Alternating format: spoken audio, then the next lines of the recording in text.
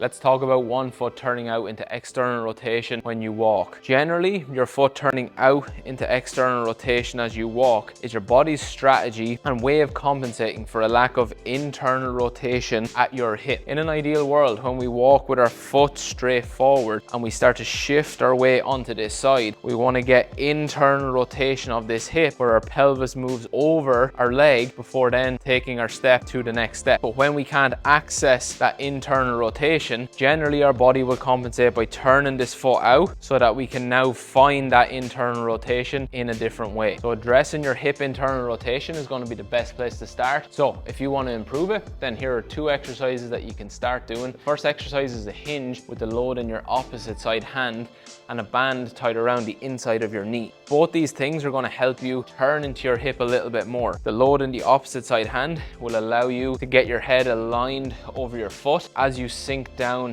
into the hinge. And then the band around your knee will force you to keep that knee tracking over your foot, which will encourage more of that pelvis moving over the femur into more internal rotation. And the second exercise is a kettlebell swing with an alternating step through onto a step. The load in the opposite side here again will help turn me over that leg, and the slight step up onto a low step will allow me to drop into that hip a little bit more and again encourage more internal rotation at that hip. So these are just 2 exercises I would do to improve your internal rotation if your foot is turning out into external rotation when you walk. Both these exercises are on my 3-phase hip mobility program. So if you want to really dive into resolving your hip issues once and for all, then comment below with the word transform.